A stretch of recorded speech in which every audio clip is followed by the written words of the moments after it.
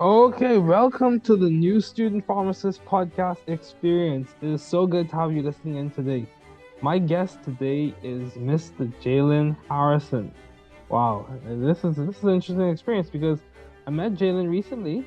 We attend the same university, Howard University, and we also attend the same church, Grace Covenant Church at Capitol Hill. So, just a quick introduction about Jalen. Jalen has served as a Future Leaders Fellow with the African American Mayors Association. He has served as an intern for Congresswoman Sheila Sherphillis McCormick. He has served as a political intern for the Emerson Collective, and he also served as a legislative intern for Congresswoman Jennifer McKellen. So he's done a good bit. And Jalen is also headed off to law school soon. So it's definitely a treat, I would say, to have Jalen on the podcast today. Jalen, how are you doing? I'm doing well, David. I want to just thank you for having me. This is Yeah, yeah. exciting. Yeah, this is exciting. So, what inspired you to pursue a career in law, particularly in choosing UVA Law School for your graduate studies after completing your time, or as since you have completed your time at Howard? Yeah, it's a good question. You know, law was always something that I kind of wanted to pursue. I think when you're young and you're argumentative, people, try to point you in that direction. Okay. But the reality is I came to Howard with goals of, doing political work and really uplifting the Black community. There were some systemic issues that I saw that I was hoping to address, and I'm still hoping to address. And I thought Howard was the best place to do that. And at my time at Howard, um, both in the classroom as well as during the internships I was doing, I just saw the way that many of the issues that I wanted or hoping to solve were rooted in legal structures and legal barriers. And again, in those internships, whether it was at, you know, the congressional internships I did or at Emerson Collective, which was a philanthropic organization, the people Hmm. who I most kind of bonded with, the ones who was doing the work that I found the most interesting, both intellectually in terms of the actual material that they were studying and doing, as well as some of the practical implications of the work they were doing, was the lawyers.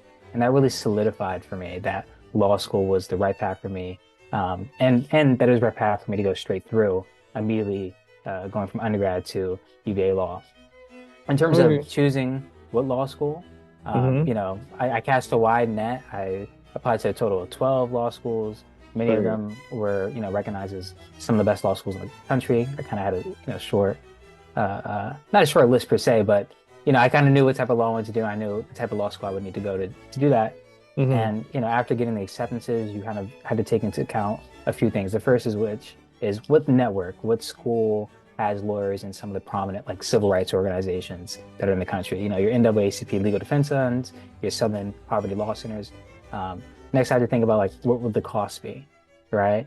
And after I took that into account, and the last thing being culture, when I went to go visit some of these schools, where did I feel most at home? UVA really, I don't know, it just really appealed to me. Maybe it's because I'm from Virginia and that's home to me. But Okay. UVA it's an exceptional law school, and I'm excited to study there this fall. Okay, dude, that's good, man. I'm happy for you, Ray. Congratulations, you are doing well. So I want to dig deep into that. So what creates or what allowed you to know that that was home for you? I know you said it's another home for you, but what aspect of the culture? Mhm. Because what you're pointing to, from my understanding, is also pointing to this concept of belonging, So, Absolutely. and so culture and belonging and how they overlap. So, what aspects of the culture were you looking for as you were trying to find a university that you think would be a good fit for you, or where you would belong, or where the culture felt at home? Yeah, it's a it's a great question. I'll say it starts early in the admissions process, right? Where like I got a good feel for the culture of the schools I was going to, that I applied to and that I potentially would attend based off, you know, what was the interview like? That was kind of the first step. And when I Okay. interviewed with UVA, with their director of admissions, a woman named Roseanne Ibanez, I believe I'm pronouncing her last name right, it was just a really great and kind environment. I had met Roseanne about a year prior at this minority pre-law conference that was held on William and Mary Law's campus. And immediately as I joined the interview, she remembers me. where she's talking about how she's happy to see me again, and it's just, displaying a level of kindness. I always say there's moments when interviews change into conversations, Yeah, right? Where yeah, it's no longer a situation where it's this, power dynamic of somebody just feeding me questions at school. We're just communicating with each other. So that kind of really set the tone. yeah. Um, but at the end of the day, you have to go, in my personal opinion, what I would suggest to other people who decide to pursue any advanced degree, you want to then go to the campus and really see how are the students living. So I go to UVA Law for a tour. I actually missed Admitted Students Day. I was working at the time. And I told Roseanne that I'd be there. And she set up a lunch with me and the Black Law Student Association, also known as the BOSA. So after I finished the tour, I'm with the BOSA. We're at this hotel right next to law school. And um, they're just, everybody who was at that table was just incredibly honest about their experiences at UVA. Mm. The things that they loved about the school, as well as some of the things that they thought it could potentially be doing better. It was overwhelmingly positive. But then even after I, got through my specific UVA law questions, I mean, at the end of the day, they just cared about me as a human. Wow. Everybody who's been in this position, the reality is that like we all, for the most part, have multiple schools that we could select. And, Mm-hmm, you know, mm-hmm. you of all people know this. I mean, you did advanced degrees. At a certain point, it's the quality of the education, regardless of where you choose, is going to be quite similar. So at the end of the day, it's where you're going to be the right fit. And Mm-hmm. they understood some of the other schools I was debating with. Many of them had also debated between attending those schools. And the vibe I got from all of them was, we would love for you to be here. We like you. We think you'll succeed here. But hey, any of these schools that you're going to go to, you're going to succeed and we'll be happy for you and let's stay in touch regardless. Mm. Right. So it didn't feel like they were selling me. It just felt more like if this feels like home to you, come. And at the end of the day, I think that level of community that was at UVA Law, especially with the BOSA, which is where I'm hoping to be tapped into, Mm-hmm. was really the not selling point, but really I The guess point that convinced you. The point that exactly. convinced. Yeah, Yeah, yeah. I agree with you. I agree with you completely. Because even for myself, I got accepted basically to every school that I applied to or that I interviewed at for pharmacy school. And for me at Howard, it's interesting dynamic because it was not just about rankings. It was not just about what all I can gain, but I also thought about what can I give to the Hmm. environment. You know, Hmm. how do I see myself being able to grow in the environment? What areas, or just to use a little bit of technical terms, what value proposition that the school has aligns with the values that I have for myself? Which value propositions for that school aligns with my personal value, professional value propositions? So how do I see myself being able to bring value or gain value? So vice versa. Yeah, dude, that's good. And also the thing of belonging, dude, that's very powerful because I've heard someone say, and this is actually a person of faith. She said, the moment you realize that you belong somewhere, you are enabled to come up with strategies and work through even the challenges because at the end of the day that you belong where you Hmm. are. I mean, it's so powerful. So, how do you plan to balance the demanding workload of law school with other aspects of your life to ensure a holistic perspective on your career and personal well-being? What do you plan to do? How are you thinking about it now? Because you're about to embark. Yeah, yeah, yeah, yeah. Yeah, I'll Yeah, ask you. yeah. Pharmacy school. It takes some time. You have some coming to Jesus moments every now and again, but that's all right. That's all right. That's a part of the process. So, what would you say is your plan or strategy for self-care? Let me make this practical. So, what do you say is your plan for self-care? What would you say is your plans for like academic achievement? And like, certain people go into these programs trying to get 4.0, some people don't. Some people Mhm. just want to do what they do, enjoy the program and get okay enough grades so that they're able to progress to the program. So what do you see a mix looking like? Yeah, I talked to many friends who have finished law school about this exact thing. I mean, you know, law school is one of the more rigorous advanced degrees. It's 3 years, and it's pretty much suggested that you need to treat it like a job. It shouldn't. Uh, Getting, a side job during law school is quite difficult, and some schools don't even allow you to do so, right? So it's very much a time where I'm gonna have to be committed. To answer your question, the short answer is I actually don't know fully, but All right. this is what when I don't know something, I tend to again I go to my mentors, I go to advisors, and I just ask, hey, what did you do? And the overwhelming advice I got was, and what I've seen is, hey, like again, this is going to be a daunting task, but like treat it like a job. A job, you work a job 9 to 5, 9 to 6, but once you get off that job, you need to take your breather. You need to make sure that you're still maintaining those same habits that you did in undergrad. If you go to law Mm-hmm. school, that the habits that led to success there, you need to bring that with you in a law school. So I'm going to live a pretty disciplined life. I mean, I see myself. I'm somebody who loves just academia in general. Um, I think scholarship is incredibly fascinating. So in terms of like the actual material of law, that's what most excites me, and I'm not worried about delving into that at all. That's just I love to learn. That's the kind of person I am. Um, but yeah, I think one of the things I'm gonna have to force myself to take breaks. I'm gonna need to learn how to better formulate a work-life balance because in undergrad, you have a lot more time in undergrad than I think people get credit for. I mean, most of my time was spent outside the classroom, reading textbooks, reading material. But even outside of that, you could still do a whole bunch of clubs. You read what I did earlier. I was able to do most of those internships I did. Two of those were like during the semester. Like it was, I was able to balance that. That's not necessarily going to be possible with law school, or if it is possible, it's going to be incredibly difficult. Yeah. Um, so, I mean, it's short. That was a long answer, but the reality is I'm probably just going to call past lawyers who went through law school and say, hey, I'm dealing with this. What should I do? And get their advice. That's probably the best way. How do you balance everything? Well, yeah, I'm gonna tell you right now, but Yeah. before I tell you to how I balance everything, um, well, for me, before I get to me, my brother's actually a lawyer. He was trained in the UK. So one of the Mm, things I've noticed with my brother, he has mastered the art of taking breaks. He knows mm, how to take breaks. He knows how to take breaks. So, like he played rugby while he was in law school, so wow. he really pushed and really did that a lot. My brother Will Ferguson, he he continues to play rugby to this day. And he's been finished with law school probably from like 2017, 2018. So, I think finding a hobby, and that's something that for me, how do I maintain balance? Hmm. Balance for me, it ebbs and it flows. I'm gonna be very honest with you. It ebbs and it flows.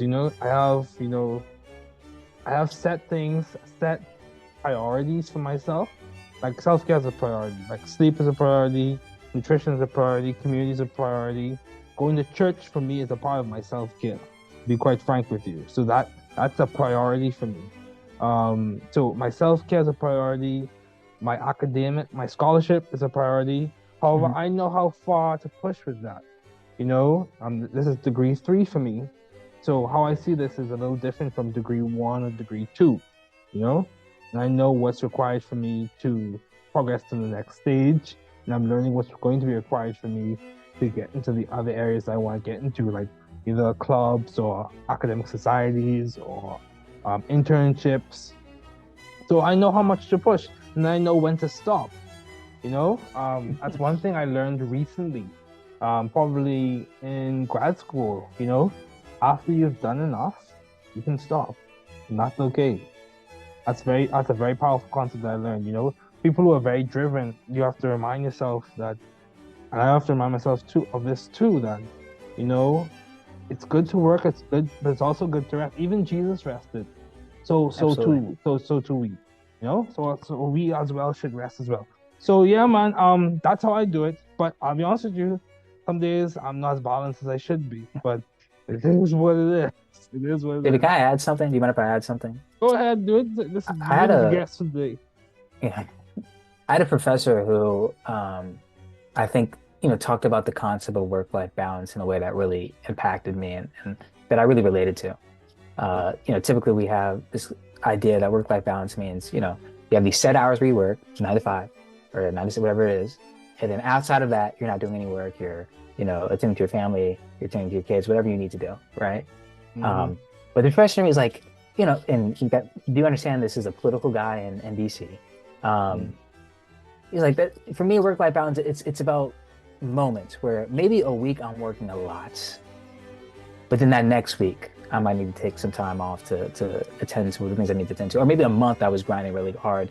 And, Yeah. I found that when I was preparing for the LSAT. Um, Mhm. and again, I think anybody who had to prepare for any admissions test understands that, these tests take a lot of work. It's really time commitment. In Mhm. that seasons of my life, I was waking up at 5 a.m. to study because that's what was necessary. I didn't have any other Mhm. time. Mhm. Similarly, I was going to bed early to make sure I could do that. But the moment, it was a weekend or the moment where that wasn't necessary, then I had to, reel myself back in and be like, okay, we're going to take this entire Saturday, this entire Sunday off or whatever, like whatever was necessary. And this is the interesting thing I found. And of course, this is anecdotal, but when I was studying for the exam, there was a moment where, and this happened very early on during my study period, where I was like, okay, I need to study every day for 2 to 3 hours every day. That's what it takes, right? And that was misguided. And the summer came around, and I had friends, and or see, my friends were in the city, and I decided, okay, I actually need to take like some days off, a couple of weeks, where I could just spend time with friends and enjoy Mhm. life. And I found that my scores on practice tests increased when I Yeah. took that time to get that mental break. Yeah. Um, so just a little something to add about that work-life balance aspect we were Really talking agree about. with you. And I've discussed this concept with probably about 50 plus people on this podcast. Some people phrase it as work-life balance. Some people call it work-life integration. Some people call it work-life fit. You know, it depends, and also it depends on the person too, you know. Yes, there are some standards for balance. There are some like basic things like self-care. You know when your self-care is out of whack. Hmm. But this balance it depends on the person. One person may have 6 kids, a demanding job, and a spouse. One person might be single. No, balance for them looks different. Looks very different.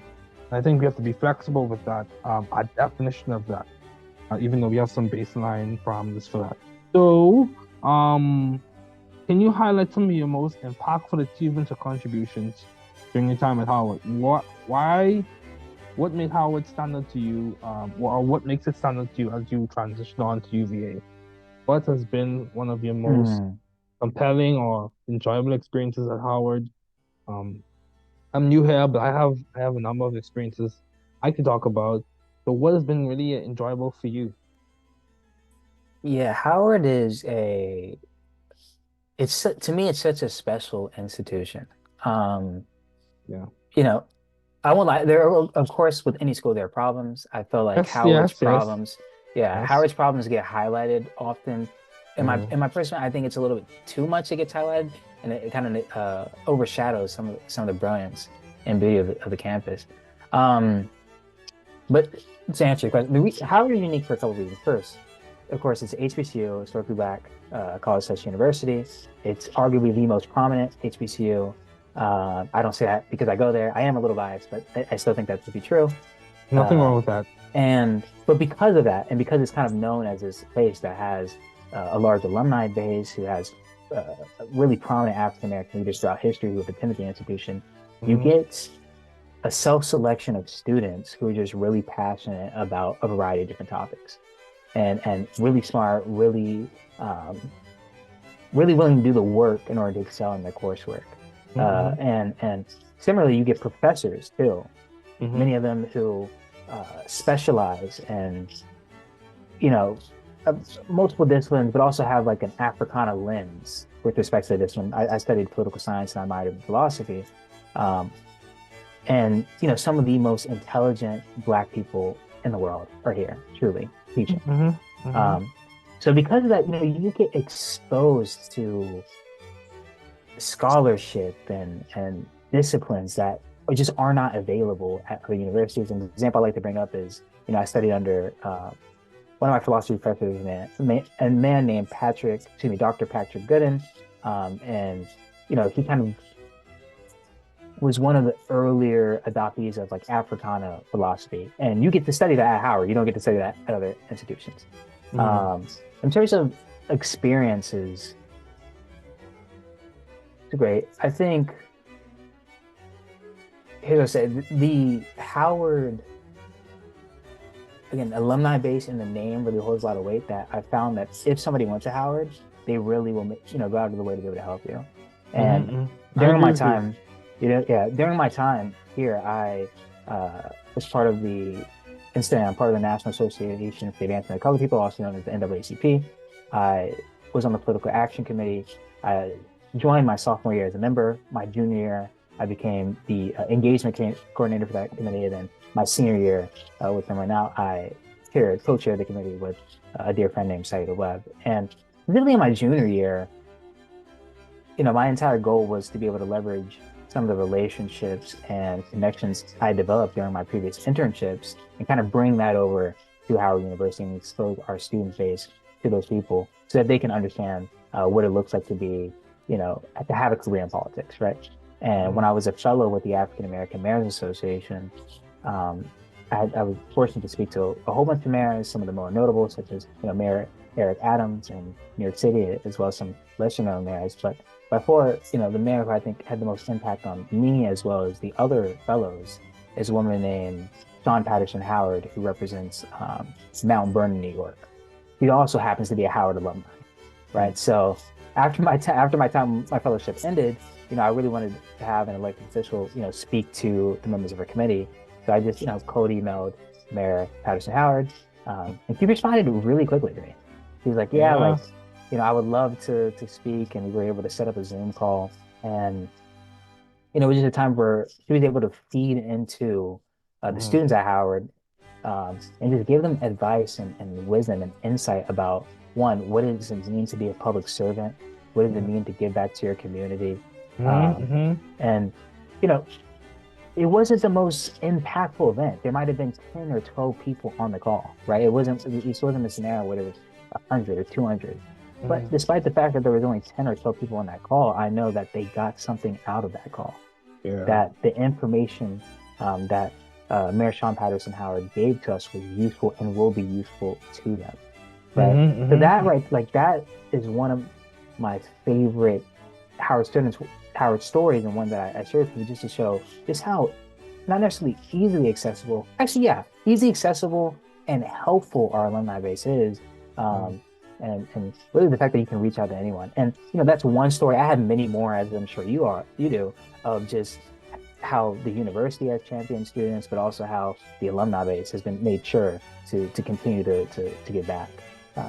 And, that's why I love Howard. That's why I want my brother to come here. He's young, he's 14. I'm trying to get him to come here. But I'm always happy when I see another person attending Howard University. Yeah, I agree with you. So, you made the point sometimes the negative gets highlighted more than the positive. Yeah, you have to keep the right perspective. I think gratitude and, having a data-driven outlook allows you to see the positive for what it is, and see the issues for what they are too. But, even with issues, you can complement the changing the narrative and complement to solving them. And then you said some other things I want to point out. Can you explain what's the Africana lens? Oh, so this is drink. Yeah. I maybe shouldn't have just thrown out a word without describing what I meant by it. When I'm talking about Africana philosophy, I'm talking about Africana. Let me start over. When people say Africana, just in general, often they're talking about, like all Black people throughout the diaspora, right? Oh, so okay. It's not solely attached to the continent of Africa. It's just wherever you go. There's a lot of work with respect to Africana philosophy. Somebody who's incredibly prominent in that field is Dr. Lewis Gordon, who has an entire textbook dedicated to the work. But before getting too theoretical, it's kind of this idea that there's a connection to a certain degree amongst Black people as a response to just the experiences of oppression that many people go through post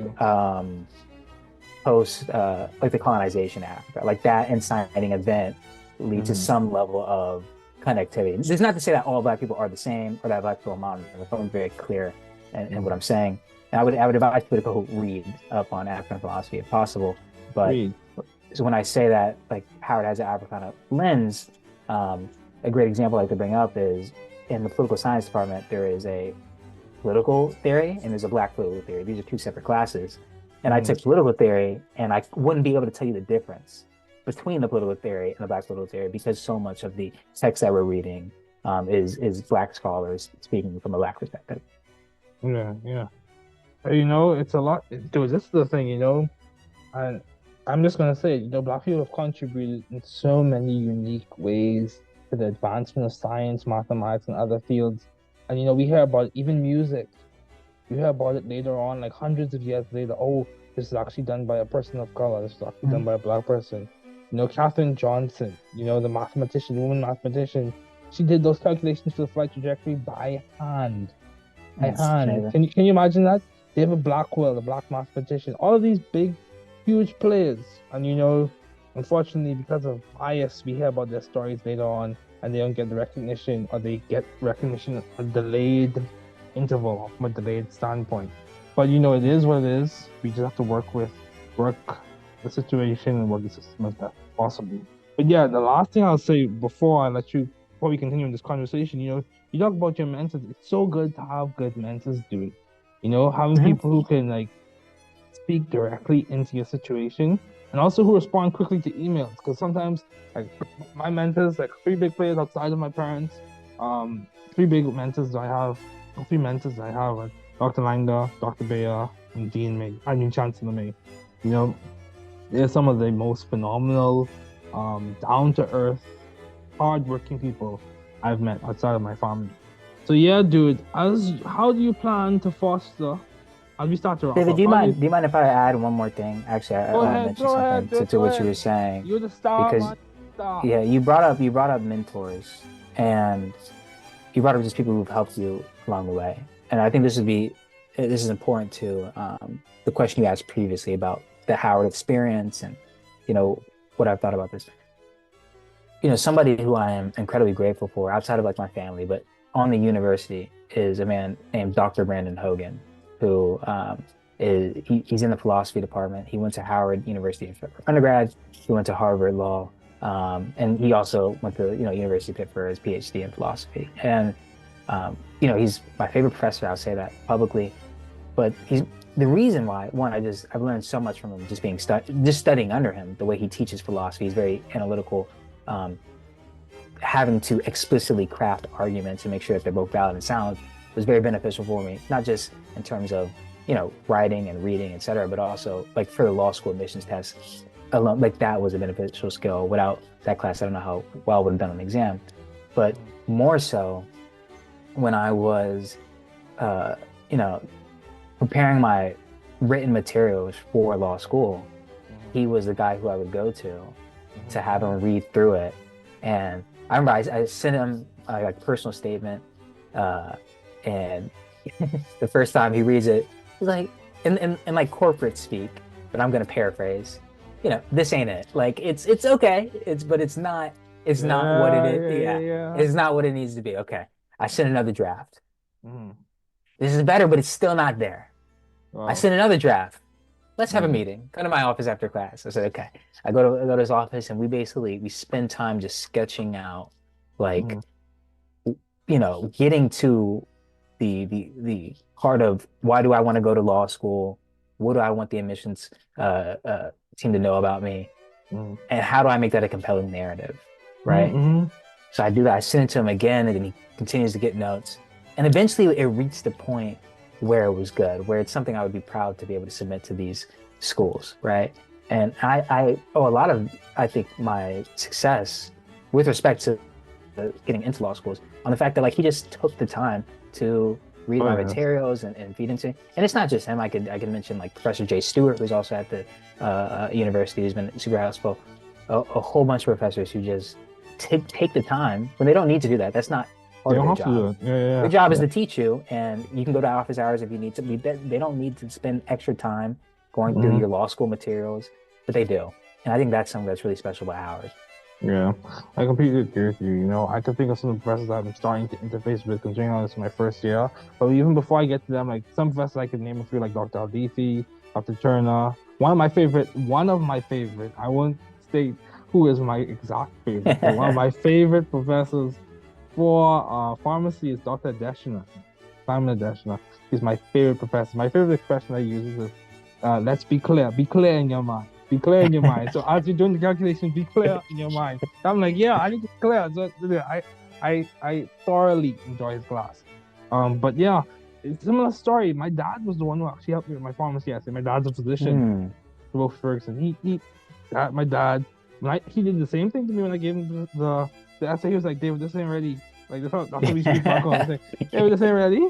He said, I would not let you into my pharmacy school with this essay. You need to rewrite this. And he told me that straight up, and I'm glad he did. Because that allowed me, to do a quick check, check how I was writing, check my perspectives, really go back to the drawing board and really put in the time to write a Mhm. good essay. And that I know for a fact that complimented to me being able to make the strides I was able to make in the missions. Of course, by God's grace, but the work, you have to put in the work. So my dad Mhm. helped me tremendously. And also my mom, dude, to this day, I still send scholarship essays to my family members. Wow. This is yeah, I still do it because it's one thing to read an essay and to think you have it together. It's another thing to share your work with someone else and they pull your feet back down to earth and say, you need to fix this. It's, Mhm. and even, dude, my thesis, I could talk about my thesis. Trust me, I'll be brief. But my thesis, dude, my thesis advisor was so particular down to the spaces after the periods, down Wow. to the spaces between the oxygen and the negative sign, down to the formatting of the tables, down to the italics, and everything should be uniform in its italics. Down to the references, it should be alphabetized, down to the Mhm. structures, and make sure the biosynthetic pathways are accurate. And if you can't show them an accuracy, shorten them and show what you can in an accurate way. Mhm. So, but yeah, dude. As we conclude, what advice do you have for those wanting to pursue law school or wanting to come to Howard? What advice does Jalen, my recently found buddy from Howard and from Grace Covenant, what Mhm. advice does he have for them? Yeah, with educate, I have a deep love for education, Mm-hmm. and I think everybody should always be learning. You should be reading books. You should be listening to podcasts. Just any way you can pursue wisdom is important. With respect to law school, I think one of the things that really benefited me at Howard was a flip kind of switched for me early on, where you first get to university and the goal is I just want to get A's. I just want to get A's, do well. Um, and my goal kind of changed as I pursued my studies further. Really, what I wanted to do is I wanted to learn as much as I can, and I wanted to submit work that not only I was proud of, but also that my professors could respect. And when you do that, you know, you will also get A's, but you'll get a lot more too, you know. And I think for the student who wants to one, it's in Howard. If you do want to come here, this is a great place to be. I highly recommend it. But when you get here, you need to work. When you get here, you need to feed back into the school itself, and you need to, do what you can in order to, further your goals, whatever that end goal would be. For someone who Mm-hmm. wants to do law school, to give you practical advice, I mean, two incredibly important aspects of law school is your GPA and your LSAT score. They're not everything. I want to be very clear, they're not everything, but they're just two big parts. You're also going to make sure you, have some experience, maybe do some internships, do some flows, figure out why you want to go to law school and how you can um, be a good fit for that school. But with respect to the GPA, again, you want to put your best foot forward during your studies and make sure you're getting a high GPA because the schools, we're seeing great inflation happen. And if you look at, for example, GPA medians at law schools, even 10 years ago, they're very different than what they are now. They're much higher now than they were 10 years ago, right?